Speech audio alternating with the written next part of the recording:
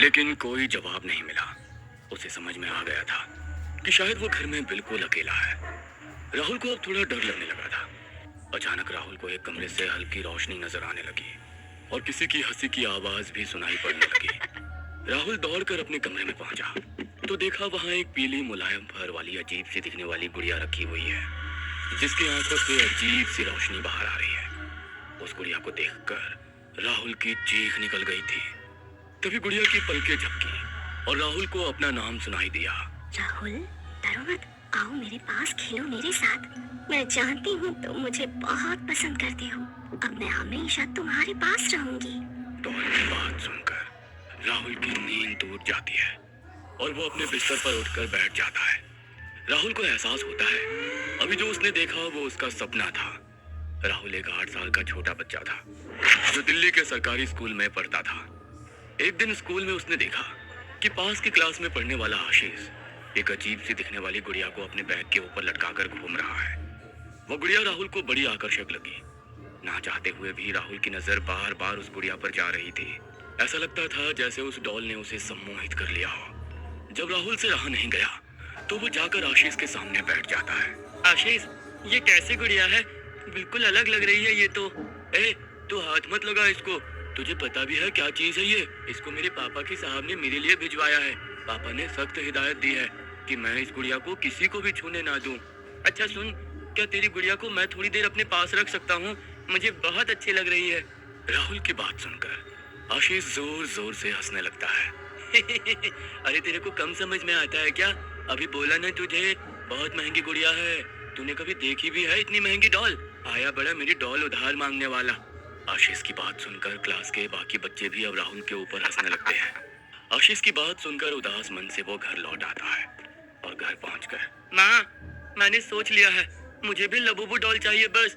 बेटा, अभी हाथ बहुत तंग है और तुझे बस नई नई फरमाइशें लगी रहती हैं। क्या भला है ये लबूबू डॉल? एक बात बता, तू स्कूल पढ़ने जाता है या फिर ये सब करने? माँ की डांट खाने के बाद अभी राहुल को समझ नहीं आ रहा था कि वो क्या करे।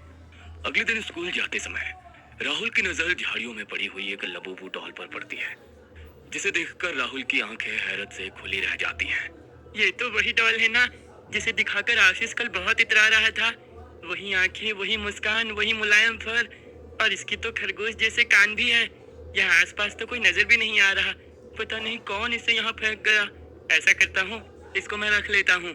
स्कूल जाकर देखता हूँ इस आशीष को, कल बहुत स्टाइल दिखा। राहुल ने डॉल को अपने बैग में छिपा लिया और घर की ओर जाने लगा।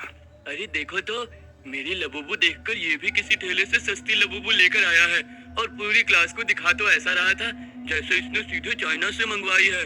आशीष, मेरा रास्ता छोड़ दे। अरे जा जा, मैं कौन सा तेरे मुंह लग रहा हूँ, लेकिन अपनी वो नकली डॉल तो देता जा।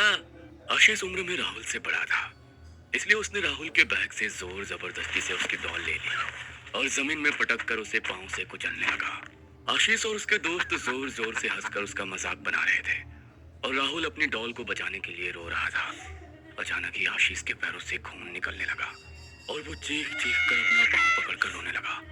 आशीष के पैरों से खून बहता देख उसके साथी उसे वहीं छोड़कर टीचर को बुलाने भाग गए। आशीष के पैर के तलवे में एक बहुत बड़ी कील धसी हुई नजर आ रही थी, जिसके कारण वो दर्द से बेचैन हो रहा था। राहुल ने चुपचाप अपनी डॉल उठाई और बैग में रखकर अपने घर की ओर निकल गया। अच्छा मजा चख लिया उस आशीष ने, उसके साथ यही होना था। आज से तू मेरा पक्का दोस्त। दोपहर का समय था। राहुल अपने कमरे में बैठा अपनी डॉल से बातें कर रहा था। तभी उसकी माँ वहाँ पहुँच जाती है। किसके साथ इतना हंस हंस कर बातें कर रहा है? कोई भी तो नहीं है माँ। आज तो स्कूल से आकर सोया नहीं, बाहर खेलने भी नहीं गया। शाम हो गई, तू अभी तक कमरे में ही बैठा है। सच बता, क्या कर रहा था यहाँ? मैंने साफ साफ आवाज सुनी थी। कोई तो है तेरे कमरे में। माँ, वो मैं आप नाराज तो नहीं हो जाओगी ना? अरे नहीं बेटा, तू पहले सच सच बता। माँ की बात सुनकर राहुल धीरे से तकिए के नीचे से लबूबू डॉल को निकालकर माँ के सामने रख देता है। ये क्या है और कहाँ से मिला तुझे? ये मुझे झाड़ियों के पास पड़ी हुई मिली थी माँ। अरे यही तो है वो डॉल जो मैं आपसे मांग रहा था, लेकिन आपने दिलवाने के लिए मना कर दिया। आपको पता है ये बहुत अच्छी है, इसकी वजह से ही आज आशीष ने बहुत अच्छा मजा चखा। क्या कहा? झाड़ियों से उठाकर लाया है इसे? पता नहीं किसकी है, कहाँ से आई। मुझे तो इसकी शक्ल भी बड़ी ही मनहूस लग रही है। अरे गुड़िया ऐसी डरावनी होती है क्या? उठाकर बाहर फेंक इसे। खबरदार जो आगे से सड़क पर पड़ा कोई भी सामान उठाया। लेकिन माँ, तूने सुना मैंने क्या कहा? माँ को गुस्सा करते देख राहुल ने डॉल को बुझे मन से माँ को सौंप दिया और उसकी माँ ने उसे खिड़की से दूर फेंक दिया। कुछ देर में रात हुई और राहुल खाना खाकर सो गया। डॉल को बाहर फेंकने के बाद देर रात राहुल को सपना दिखाई दिया कि वो घर में बिल्कुल अकेला है और डॉल उसे अपने पास बुला रही है। राहुल की नींद टूट गई थी और अब वो अपने डॉल के बारे में सोच रहा था। लगता है लबूबू को भी मेरी याद आ रही है, तभी मुझे ऐसा सपना दिखाई दिया। माँ ने उसे खिड़की से बाहर फेंक दिया था, अब तो कोई और उसे उठाकर ले गया होगा। ऐसा सोचकर राहुल खिड़की के पास आता है तो देखता है लबूबू खुली हुई खिड़की के बीच ऐसे रखी हुई है जैसे कोई बच्चा पैर लटकाकर बैठा हुआ हो। अरे ये तो यहाँ है, लेकिन यहाँ कैसे आई? माँ ने देख लिया तो क्या होगा? राहुल लबूबू को लेकर अपने कमरे में आ गया था और अब फुसफुसाकर उससे बातें कर रहा था। तू क्यों आई यहाँ? मेरी मम्मी बहुत गुस्सा करेंगी, तेरे साथ मुझे भी बाहर कर देंगी। राहुल की बात सुनकर लबूबू किसी बच्चे की तरह जोर जोर से हंसने लगती है। तुम सच में हंस रही हो क्या? मैं सब सुन सकती हूँ और चाहो तो तुम्हारे लिए सब कुछ कर सकती हूँ। बोलो क्या चाहिए तुम्हें? तुमने मुझे दोस्त कहा है ना? मुझे एक टॉय कार चाहिए जो रिमोट से चलती है। ठीक है, लेकिन इसके बदले में मुझे भी कुछ चाहिए जो मैं समय आने पर मांगूंगी। हाँ हाँ, तुम मेरे सारे खिलौने, कपड़े, चॉकलेट सब ले सकती हो। राहुल की बात सुनकर लबूबू किसी शैतान की तरह हंसने लगती है। राहुल लबूबू को बाहों में भरकर बड़े आराम से सो गया था। अगली सुबह जब राहुल उठा तो उसने देखा लबूबू उसके बिस्तर से गायब हो गई है और उसकी जगह पर एक नई चमचमाती टॉय कार रखी हुई है। उस कार को देखकर राहुल खुशी से उछल पड़ा था। इसका मतलब लबूबू को सच में जादू करना आता है। अरे वाह, अब तो मैं अपनी लबूबू से जो चाहे वो मांग सकता हूँ। राहुल अपने बैग में छिपाकर लबूबू और टॉय कार स्कूल लेकर जाता है, जहाँ पर टीचर उसे खिलौना अपने बैग में रखते देख लेती है। राहुल, ये क्या है? तुम खिलौने लेकर क्यों आए हो? इधर जमा कराओ सब कुछ। लबूबू कुछ करो, मैं तुम्हारे बिना नहीं रह सकता। राहुल के इतना कहते ही अचानक टीचर का पैर मुड़ता है और वो जमीन में गिर जाती है। टीचर दर्द से कराह रही थी, शायद उसका पैर फ्रैक्चर हो गया, जिसके कारण स्कूल की जल्दी छुट्टी कर दी गई। ये सब तुमने किया था क्या? अरे तुम्हें ऐसा नहीं करना चाहिए था। राहुल के सवाल पूछने पर लबूबू किसी राक्षस की तरह जोर जोर से हंसने लगती है। शाम के समय बोलो आज क्या चाहिए तुम्हें? मुझे अच्छे अच्छे कपड़े चाहिए। ठीक है, उसके बदले में तुम्हें अपनी किताब मुझे देनी होगी। अब से तुम स्कूल नहीं जाओगी। क्या? लेकिन क्यों? मैंने आज तक तुम्हारे लिए इतना कुछ किया, अब तुम्हारी बारी। राहुल ने अपनी किताबें लाकर लबूबू के पास रख दी। कुछ देर बाद राहुल की किताब गायब हो गई थी और राहुल का व्यवहार भी थोड़ा अलग सा दिखाई देने लगा था। जल्दी से अपना बैग लाओ, कल स्कूल जाना है ना? मैं स्कूल नहीं जाऊंगा। क्यों नहीं जाओगे? कहा ना नहीं जाऊंगा। जाओ अपना काम करो। राहुल की माँ ने देखा कि उसका व्यवहार बदला हुआ नजर आ रहा है। गुस्से से उसकी आवाज कपकपा रही थी और आंखें लाल हो गई थी। राहुल की माँ वेदिका समझ नहीं पा रही थी कि आखिर उसे हुआ क्या है। कुछ देर बाद वो कमरे की सफाई करने लगती है तो उसे वहाँ नए कपड़े, खिलौने, जूते वगैरह नजर आते हैं। ये सब कौन लाया तुम्हारे लिए? क्या चल रहा है ये सब? इससे पहले कि राहुल कुछ कह पाता, अचानक रसोई से तेज दुर्गंध आने लगती है। वेदिका रसोई में जाकर देखती है तो गैस का पाइप टूटकर नीचे पड़ा हुआ था और लगातार पूरी स्पीड में गैस बाहर आ रही थी। किसी तरह वेदिका गैस को बंद करती है और तभी उसे दीवार पर खून से सने छोटे छोटे पंजे के निशान दिखाई देने लगते हैं, जिसे देखकर उसकी चीख निकल जाती है। कुछ तो है यहाँ पर जो मुझे डराने की कोशिश कर रहा है। ऐसे कैसे अचानक गैस का पाइप कट गया और फिर वो निशान? इधर वेदिका अपने कमरे में करवटें बदल रही थी। डर के मारे उसका पूरा शरीर पसीने से भीगा हुआ था। वो नहीं जानती थी कि अगली सुबह एक नई अनहोनी लेकर आएगी। अगली सुबह राहुल के बिस्तर पर रखा हुआ था एक वीडियो गेम और पास में ही एक छोटे बच्चे की हैंडराइटिंग में नोट लिखा हुआ था। मुझे भूख लगी है, तुम्हारे वीडियो गेम के बदले आज मैं एक चीज खुद से चुन रही हूँ, वो है तुम्हारा पालतू बनी। चिट्ठी पढ़ते ही राहुल के हाथ कांपने लगे और उसकी आंखों से आंसू गिरने लगे।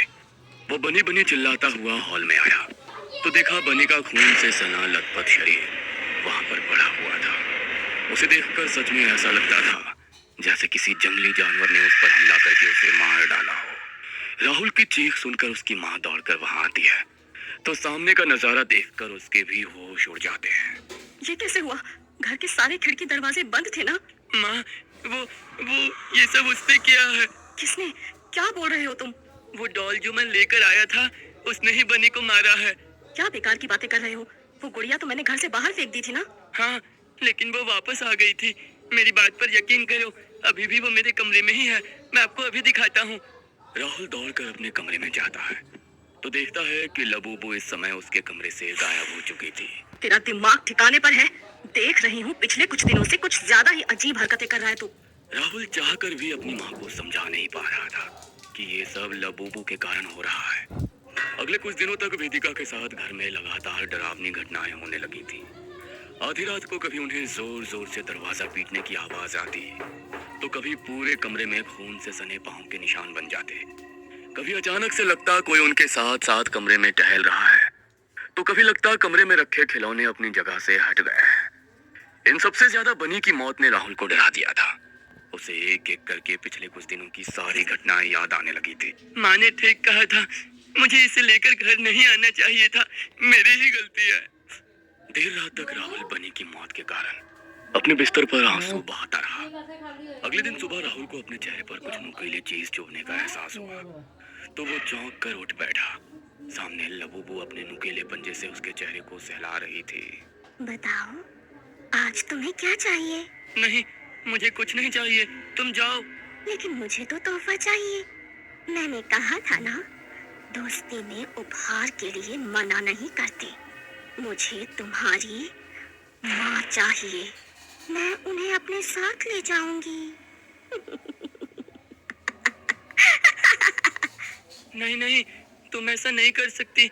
मेरी माँ सिर्फ मेरी है। ये देखो, मैं तुम्हारे लिए साइकिल लेकर आई हूँ। जाओ, अपने गिफ्ट से खेलो। लबूबू की बात का जवाब दिए बिना राहुल दौड़ते हुए अपनी माँ के पास जाता है और रोते हुए उन्हें सारी बातें बता देता है। मुझे ऐसा लग रहा है हम चाहकर भी इस लबूबू से पीछा नहीं छुड़ा पाएंगे, क्योंकि ये कभी भी कहीं से भी प्रकट हो जाती है। तुम रुको, मैं अभी इसके ऊपर पेट्रोल छिड़ककर आग लगाती हूँ, ताकि ये फिर कभी हमारे घर में लौट कर ना आ सके। वेदिका पेट्रोल छिड़ककर जैसे ही लबूबू के ऊपर माचिस की तिल्ली लगाती है, लबूबू वहाँ से गायब हो जाती है। हम उसे कभी नहीं हरा पाएंगे माँ। वो बनी की तरह आपको भी मार डालेगी। मेरी बात ध्यान से सुनो, वो तुम्हारी दोस्ती में बंधी है। तुम उससे कहो तुम्हारी दोस्ती खत्म। शायद ऐसा करने से वो चली जाए। कहाँ हो तुम? मेरे सामने आओ।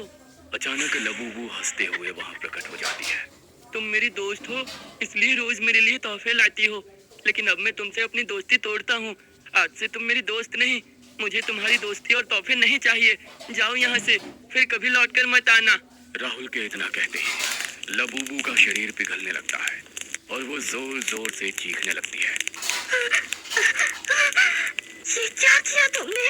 मेरी दोस्ती कैसे तोड़ सकते हो तुम?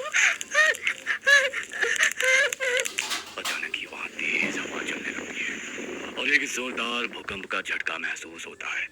वेदिका और राहुल जमीन पर गिर पड़ते हैं और जब वे वापस से संभलते हैं, तब तक लबूबू गायब हो चुकी थी और उसकी जगह सिर्फ राख पड़ी हुई थी, जिसे गंगा जल में मिलाकर वेदिका नदी में प्रवाहित कर देती है।